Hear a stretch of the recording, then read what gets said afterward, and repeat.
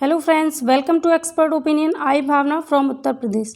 सो friends, आज की इस क्लास में हम डिस्कस करने वाले हैं कुछ इंपॉर्टेंट क्वेश्चंस जो आपको हेल्प करेंगे आने वाली परीक्षाओं में, चाहे वो REET, UP TET, super TET, DSSS, कोई भी टीचिंग एग्जाम हो जहां आपसे CDP, साइकोलॉजी, शिक्षा, मनोविज्ञान पूछा जाएगा, उन सभी एग्जाम्स में आपको हेल्प करेंगे। तो फर्स्ट क्वेश्चन है आपकी स्क्रीन पर। इसका आंसर आपको करना है, निम्नलिखित में से कौन सा मूल्यांकन के त्रिकोण का भाग नहीं है। मूल्यांकन का इस तरीके से त्रिकोण होता है, ठीक है। तो हम बात करें मूल्यांकन के त्रिकोण की, तो उद्देश्य होता है, मूल्यांकन के त्रिकोण में क्या होगा, उद्देश्य होगा, इसके अलावा शिक्षण प्रक्रिया,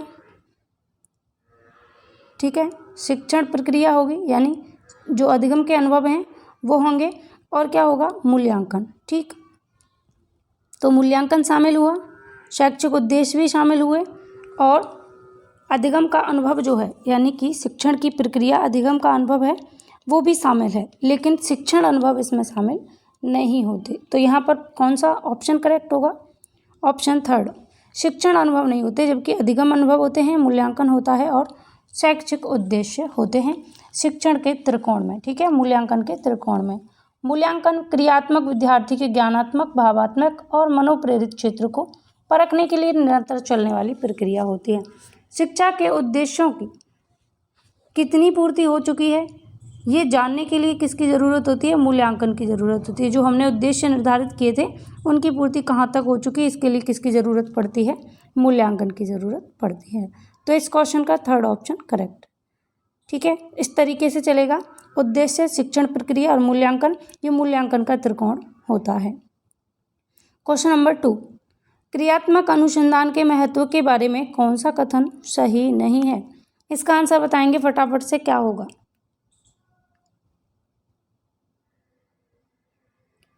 सो फ्रेंड्स, इसका करेक्ट आंसर होगा ऑप्शन थर्ड। समस्याओं का हल अभ्यास में ले जाया जाता है और उसका मूल्यांकन नहीं किया जाता, ठीक है। आपसे पूछा था कि कौन सा सही नहीं है, ऑप्शन थर्ड गलत है, जबकि उपभोक्ता ही अनुसंधान करता है, ये बात सही है। क्रियात्मक अनुसंधान के बारे में, समस्याओं का हल शीघ्रता से प्राप्त होता है, ये भी बात सही है, ठीक है।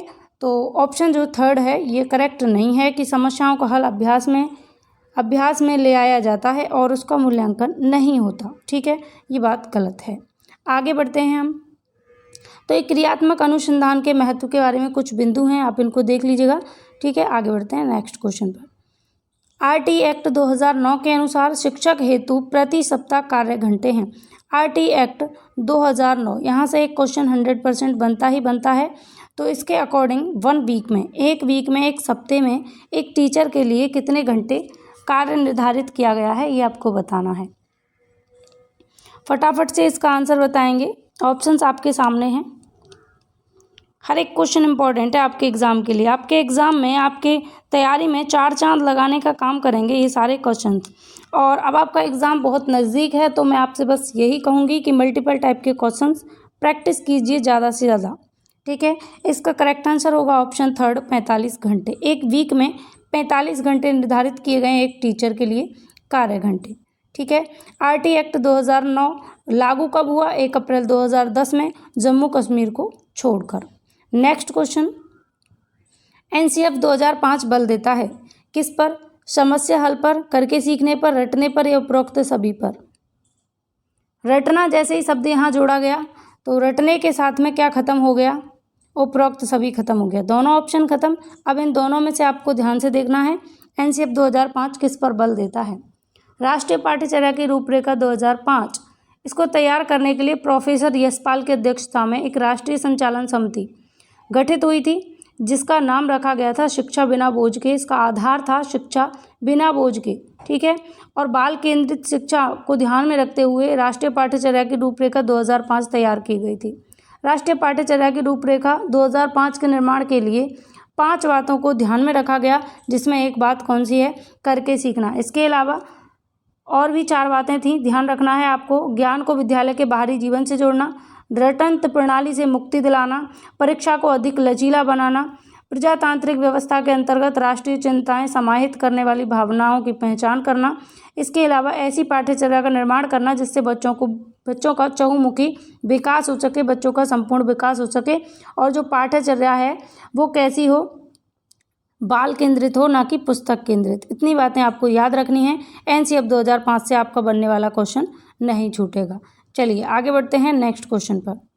शारीरिक विकास का क्षेत्र है, ऑप्शन है आपके सामने, आंसर बताएंगे फटाफट से क्या होगा। शारीरिक विकास का क्षेत्र तो स्नायु मंडल, मांसपेशियों की वृद्धि और एंडोक्राइन ग्लैंड्स, ये तीनों ही बातें जो हैं शारीरिक विकास से रिलेटेड हैं। तो ऑप्शन हमारा 4th करेक्ट होगा, ऑप्शन डी के साथ में हम जाएंगे। क्वेश्चन नंबर 6, वातावरण वह भारी शक्ति है जो हमें प्रभावित करती है, ये किसने कहा है। ये क्वेश्चन बहुत इंपॉर्टेंट है, वेरी वेरी इंपॉर्टेंट, हर एक एग्जाम में लगातार पूछा जाने वाला क्वेश्चन है, ठीक है। और इसका करेक्ट आंसर क्या बनता है, इसका करेक्ट आंसर बनेगा ऑप्शन सेकंड, रॉस। जो लोग सेकंड ऑप्शन को आंसर किए हैं उनका करेक्ट है। रॉस ने ये बात कही थी कि जो वातावरण है, एनवायरनमेंट है, वो क्या है, वह बाहरी शक्ति जो हमें प्रभावित करती है, ठीक है। आपको याद रखना, अधिगम की जो क्रिया होती है इसमें बालक परिस्थिति और क्रिया प्रतिक्रिया से प्राप्त अनुभवों से संपन्न होती है। यह अनेक कारकों जैसे वातावरण है, अभिप्रेरणा है, शारीरिक व मानसिक स्वास्थ्य है, मानसिक योग्यता, परिपक्वता, सीखने की तत्परता, अध्यापक की भूमिका, इन सब बातों से प्रभावित होती है। इसलिए रॉस ने ये बात कही कि वातावरण वह प्रभाव है जिससे कि हमारा शिक्षण अधिगम प्रदर्शित होता है या फिर जिससे हम प्रभावित होते हैं। कहने का मतलब है एनवायरनमेंट में जो भी चीज़ें हैं उन सभी से हम प्रभावित होते हैं। चलिए नेक्स्ट क्वेश्चन,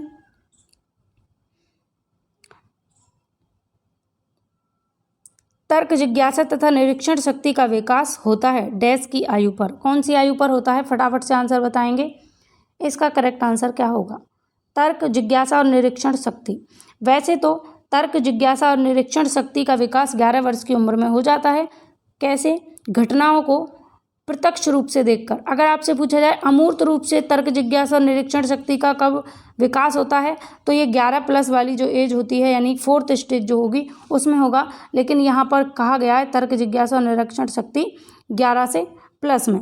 अब यहाँ पर दिखाया नहीं गया कि अमूर्त है या मूर्त है, आपको क्लियर ये नहीं बताया गया कि मूर्त है या अमूर्त। अगर आपसे पूछा जाता मूर्त रूप से, तो 3rd स्टेज कौन सी होती है, एक पहली होती है 0 से 2 वर्ष अकॉर्डिंग टू जीन पियाजे, फिर 2 से होती है कितनी, 7 वर्ष, फिर 7 से होती है कितनी, 11 वर्ष, और फिर 11 से प्लस। तो यहाँ आपको अमूर्त रूप से नहीं कहा गया ना मूर्त रूप से, तो हम 11+ वाली के साथ में जाएंगे, ठीक है। आगे चलते हैं नेक्स्ट क्वेश्चन पर।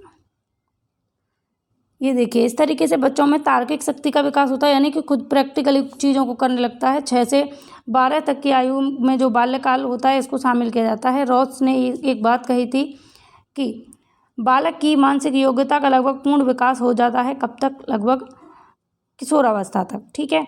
इस अवस्था में बालकों में नैतिक गुणों का विकास, जिज्ञासा, रुचि में अभिवृद्धि, सूक्ष्म चिंतन का विकास आदि क्रियाएं होने लगती हैं। चलिए नेक्स्ट, निम्न में से कौन सा वंशानुक्रम का नियम नहीं है। इनमें से कौन सा वंशानुक्रम का नियम नहीं है। वंशानुक्रम के नियम बहुत इंपॉर्टेंट हैं, आपको याद रखने हैं। आप किसी भी एग्ज़ाम की तैयारी कर रहे हैं तो यह से क्वेश्चन बन ही जाता है। समानता का नियम होता है, भिन्नता का नियम होता है, प्रत्यागमन का नियम भी होता है वंशानुक्रम का, लेकिन अभिप्रेरणा का नियम, ये वंशानुक्रम का नियम नहीं होता। ऑप्शन डी यहाँ पर करेक्ट है। हम बात करें कि जो वंशानुक्रम है इसके नियम कौन कौन से होते हैं, तो ये आपको जान लेने हैं। वंशानुक्रम के नियम, बीज कोषों की निरंतरता का नियम, अर्जित गुणों के संक्रमण का नियम, प्रत्यागमन का नियम, समांतरता का नियम, इसके अलावा भिन्नता का नियम और मेंडल का नियम, ये सारे वंशानुक्रम के नियम हैं। इनमें से कोई भी आपसे अगर नहीं करके क्वेश्चन पूछा जाए या कौन सा है ये करके क्वेश्चन पूछा जाए, आपका गलत नहीं होना चाहिए। आप ध्यान से इन 6 नियमों को देख सकते हैं। आगे बढ़ते हैं नेक्स्ट क्वेश्चन पर। डैश की अवस्था तक बालक की दृष्टि एवं श्रवण इंद्रियां पूर्ण रूप से विकसित हो चुकती हैं। ऑप्शन है 3 अथवा 4 वर्ष, 7 वर्ष से 8 वर्ष, या 6 अथवा 7 वर्ष, या इनमें से कोई नहीं। बालक की दृष्टि और श्रवण इंद्रियां पूरी तरीके से विकसित हो चुकी होती हैं। इसका करेक्ट आंसर क्या होगा? करेक्ट आंसर होगा इसका ऑप्शन सेकंड, 7 से 8 वर्ष। ठीक है, 7 से 8 वर्ष या 8 से 9 वर्ष की उम्र में बच्चे की जो श्रवण इंद्रियां हैं और दृष्टि, ये पूरी तरीके से विकसित हो चुकी होती हैं। 6 से 12 वर्ष की आयु को बाल्यकाल कहते हैं। इस काल में बालक के सिर और मस्तिष्क का संपूर्ण विकास हो जाता है। सिर और मस्तिष्क का संपूर्ण विकास हो जाता है क्योंकि जैसे ही बाल्यावस्था समापन की ओर जाती है तब शुरुआत किसकी होने होती है, किशोरावस्था की। तो लगभग बच्चे का विकास पूरी तरीके से हो चुका होता है। कैसा, मानसिक और सिर का। ठीक, आगे। इस अवस्था में बालकों में नई खोज करने की और घूमने की प्रवृत्ति बहुत अधिक बढ़ जाती है। कौन सी अवस्था है ऐसी, जब बालक नई खोज करने की कोशिश करता है और घूमने की प्रवृत्ति बढ़ जाती है? फटाफट से आंसर बताएंगे क्या होगा।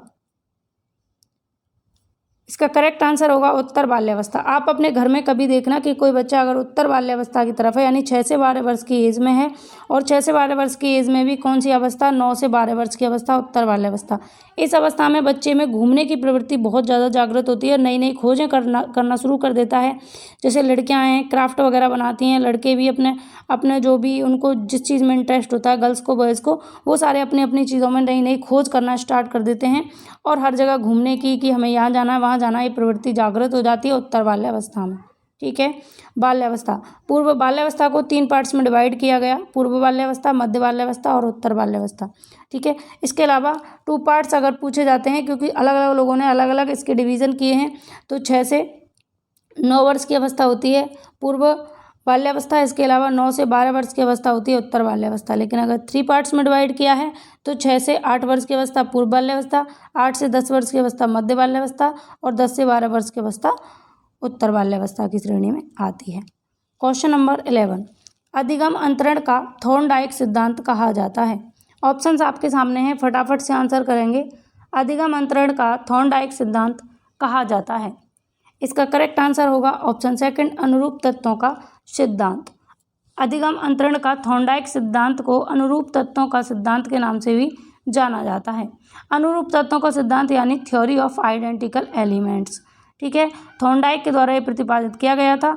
यह सिद्धांत थॉर्नडाइक द्वारा प्रतिपादित सादृश्यता के नियम का ही एक विस्तार कहा जा सकता है। इस सिद्धांत के अनुसार सीखने का अंतरण उस सीमा तक ही हो सकता है जिस सीमा तक सीखने की दोनों क्रियाओं में समानता होती है। ठीक है, अनुरूप तत्वों का मतलब है कि दोनों क्रियाओं में समानता होनी चाहिए। चलिए नेक्स्ट क्वेश्चन, अभिप्रेरणा वर्णित होती है ज्ञानात्मक जागृति द्वारा, भावात्मक जागृति द्वारा, ए और बी दोनों, इनमें से कोई नहीं।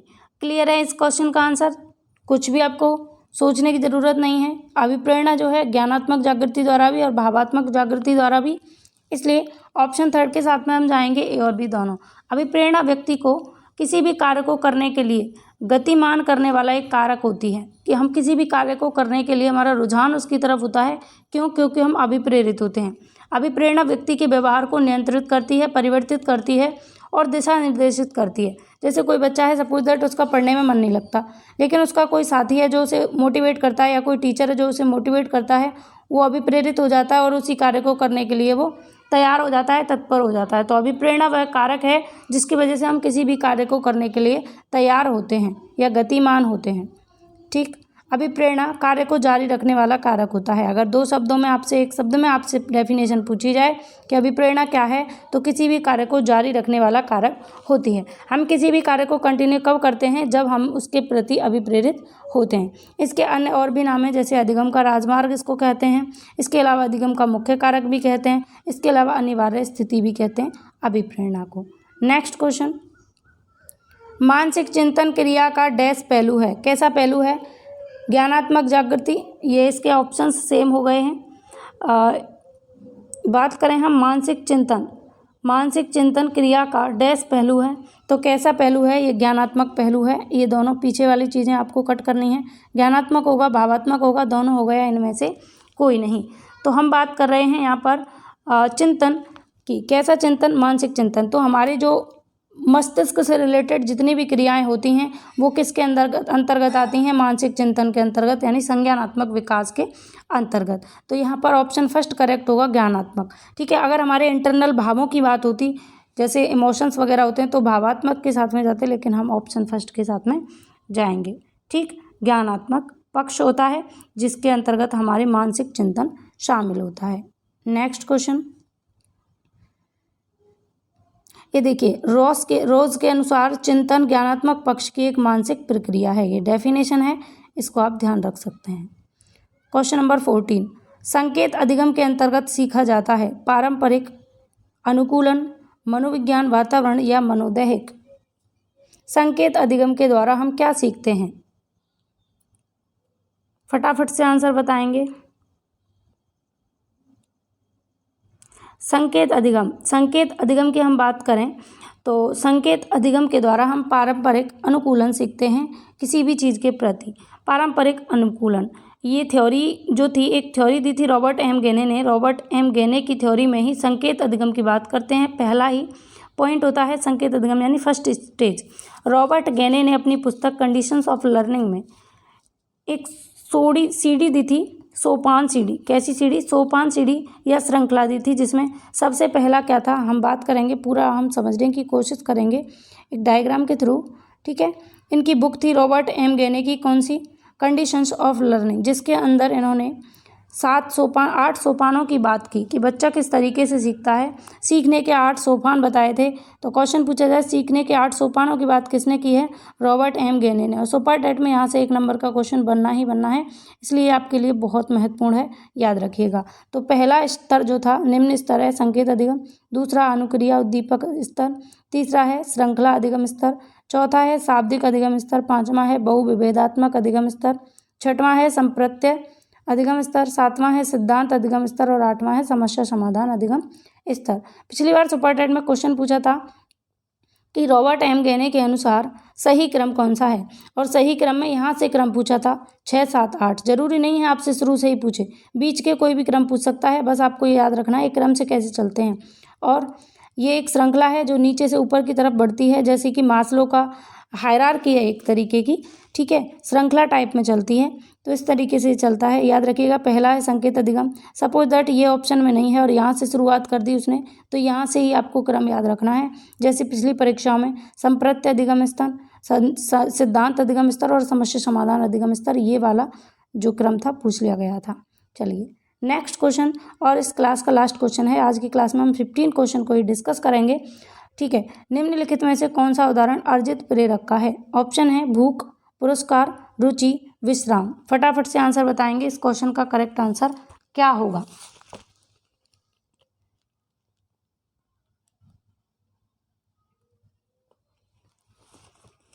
तो इसका करेक्ट आंसर हो जाएगा ऑप्शन सेकंड, ठीक है, पुरस्कार। इसके अलावा रुचि भी हम अर्जित कर सकते हैं, लेकिन ज़्यादा बेस्ट रहेगा पुरस्कार, ठीक।